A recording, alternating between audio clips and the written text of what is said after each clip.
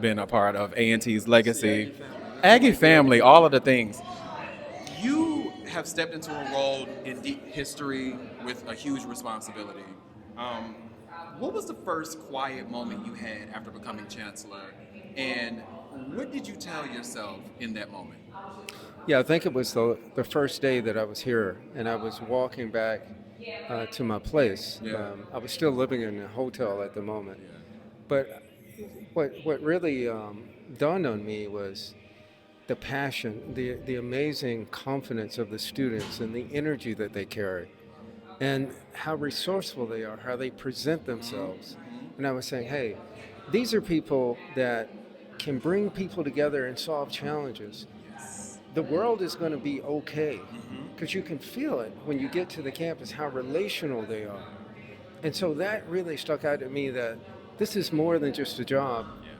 This is a calling. Right. And it was where God meant for me to be. And it was no place more special than that. That part. And I think the beautiful thing about you and all the research that we've even done, your heart has been in it and the empathy has been in it as well. You know, I've had a lot of conversations with some of the students and they've all kind of said the same thing. As someone who comes from engineering academia, how has your personal journey kind of shared the way you think about just leadership, right? And especially in the space and the time that we're in right now, when we think about leadership, especially in the HBCU that carries so much cultural and generational influence. You know, leadership is about moving people forward. And you can't really lift people up if you hadn't understood what it's like not to be up to begin with. So I didn't have an easy path. But you know what? Hard times in life, a lot of times, that is something that we can't change. But you know what? The growth is optional, That part. and you can charge to grow if you want to. So I looked at all the challenges that I have in life, and I realized, you know, when God wanted to make David a king, he didn't give him a crown, he gave him Goliath, Gave him Goliath. right? And so I've always had that in my heart. Yeah.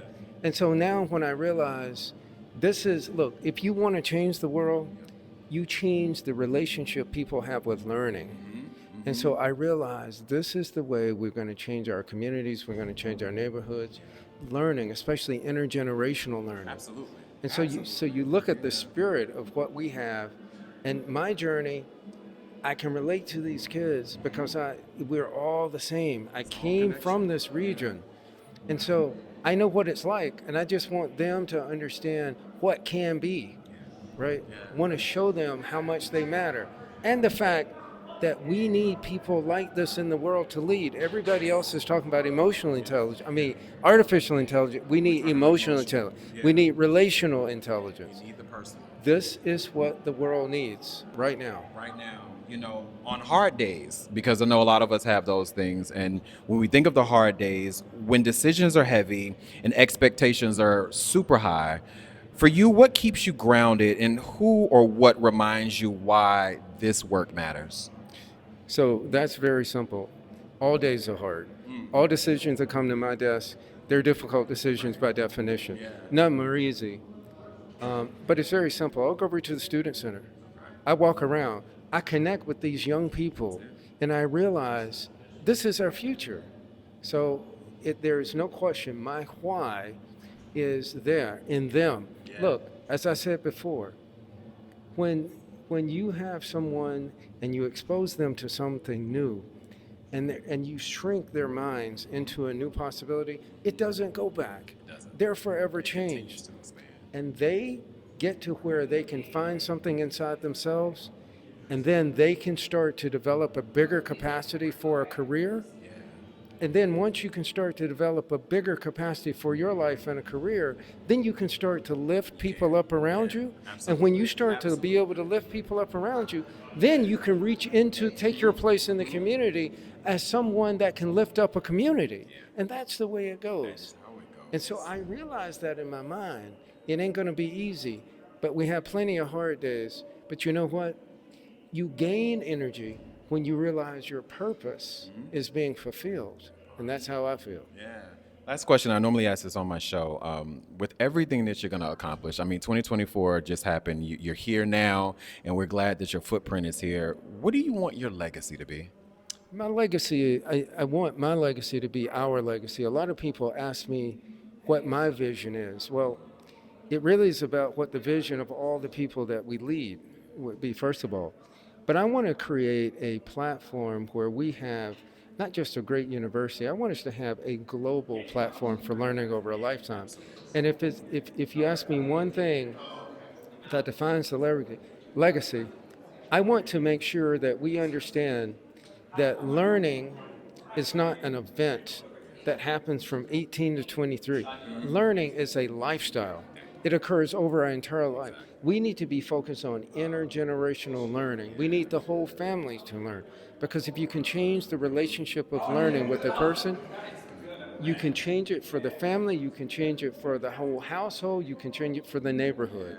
So I want my legacy to be this realization that we can be platforms, as universities can be platforms for learning over a lifetime.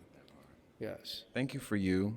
Thank you for the footprints and the blueprint that you are setting for so many young men and people that are looking like us and Yes. saying that I can do it. And most of all, last question, let me get $20. You got it.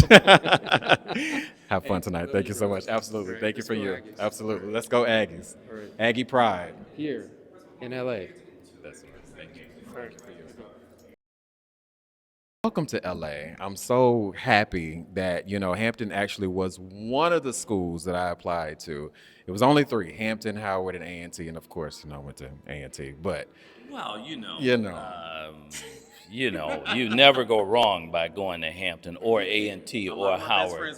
And so the good news is you couldn't make a bad choice. Exactly. Couldn't make a bad choice. And it's great to be in LA. That part. Listen, so you came to Hampton with a career built on sustainability and, making sure people have what they need to win.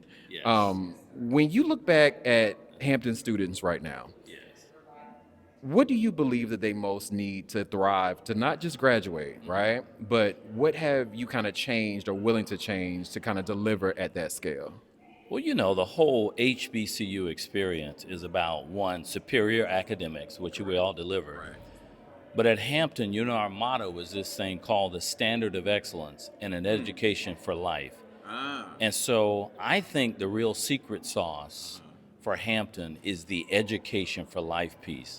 It's that part beyond the classroom. And if I could pivot to this weekend, this is a part of that education for life. And so when I think about the experience that our student athletes that are getting, our cheerleaders, our band, and all of our students that are watching from all over the world, United States, and our alumni, it's a phenomenal experience. And so what I love about this one is this gives our young people a vision of what is possible. Correct. It does. And so we have a great environment at Hampton, but this is incomparable. It is. And so this sets a standard that we want all of them to reach. That part. And I think this weekend has proven that there are a lot of shoulders that people are standing on, and especially for you as a lieutenant general, decisions can affect thousands of lives. And a university's president kind of decisions shape generations, many generations, right? What is the hardest call you have had to make as Hampton's president so far? Wow, there've been several difficult calls, but it was difficult but easy at the same time. Back in the fall of this year, we had some threats against our campus, and it was very, very challenging period. And so the first thing that goes through your mind is the safety and security of our students, our faculty, our staff, the entire campus community. And so one of the difficult calls you have to make is how you want to respond to an incident like that. And so you have to balance this idea of safety and security with the idea of trying to ensure that our students get the academic experience that they need.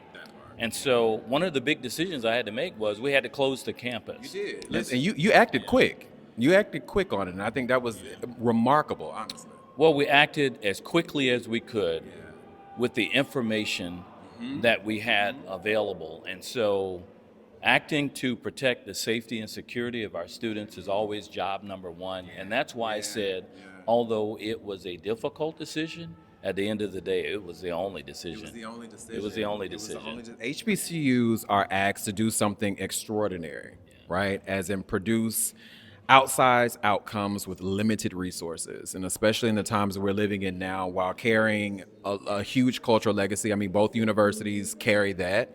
You know, with you, what are the biggest logistical problems you think right now that higher education is facing? Well, specific to our HBCUs, we know that historically we've always been underfunded. Yeah. And so when you talk about logistics, it's the logistics of trying to do also almost sometimes the impossible with limited resources. And so we've always punched above our weight class, as we say, and yet we produce this superior product. And so that's one of the big challenges I think that we face. I think another one clearly is this issue of our infrastructure. Right now, most of our HBCUs are experiencing an increase in enrollment. At Hampton over the last 3 to 4 years, we've had a 46% increase in enrollment. Wow. And so when you talk about the logistics of ensuring that we have enough residential space for our students, enough faculty, enough staff, enough resources within our cafeteria and the student center and the like, that's an enormous increase that I think many of our HBCUs are experiencing. And it takes everything we have to consistently produce this great product, even in the face of exploding enrollment. Yeah. Listen, as we close out, I just wanted to say, what do you want your legacy to be? I've always been a person that thinks about leadership.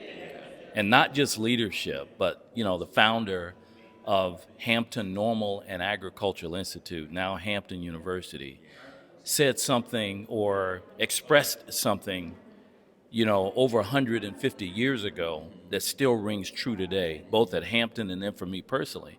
And this idea of being leaders of character, not just successful in your academic realm, not just being successful for yourself, but leaders of character serve selflessly, and it's for a cause much bigger than yourself. And so my cause at Hampton, and the whole reason that I came back, was to make sure we pass on that legacy to students of the next generation.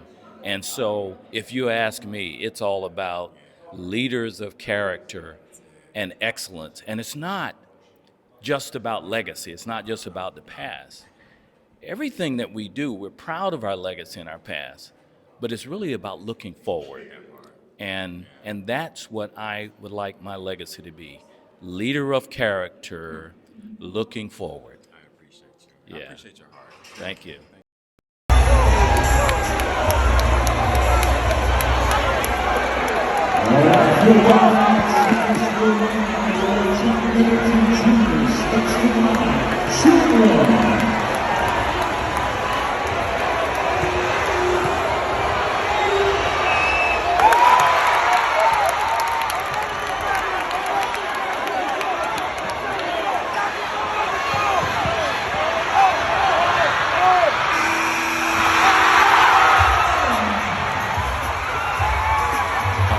Every game reveals character. Tonight, what did skill kind of teach you about just your character and your game? It teaches us that like we never give up. You know what I'm saying? We all gonna keep going until zeros hit the clock, and that no matter what, like we just gonna keep playing hard. You know what I'm saying? And we just gonna keep fighting no matter what. Yeah. What about yourself? Well, I think it's the same thing. I think we're going to play till zeros on the clock, and I think that speaks to what this group has done all year. We've had some balls that didn't bounce our way. Fortunately, that last shot bounced our way this time. And but no, I mean the spirit of these guys is the true embodiment of Aggie pride. I was gonna say, what's something special about this team that fans just may not see on just a stat sheet? How competitive they are, how hard they work behind the scenes and practice every day. I thought we had 3 great days of practice leading up to this game. Didn't manifest itself in the first half in terms of the way we shot the ball, but I thought our defense was really good. And we didn't let, I thought the maturity of the group was we didn't let our offense affect our defense. Although we were missing, we still continued to play defense, and that kept us in the game. Well, and last question, who are you playing for every time you step on the court? I'm playing for my team. We going out there every day. We got to stay together. I'm playing for my team, family. Have a great rest of the evening. You guys did absolutely fantastic. Who are you playing for every time you step on the court? Just my family, my mom, my grandmother.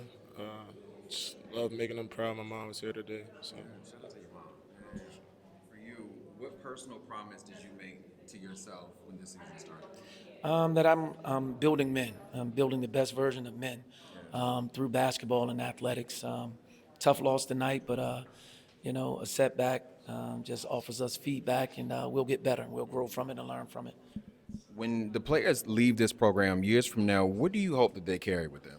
I hope that they carry, that never be a victim to anyone or anything. And again, I'm building men. Yeah. So, at the end of the day, that's the culture matters, that we're building strong men, period. And for you, what's something special about this team that fans may not see on the stat sheet? I could say we're resilient and we everyday guys. Might not show on the court, but in practice you can see we everyday guys. It shows on the court because you guys are absolutely amazing. I appreciate you guys.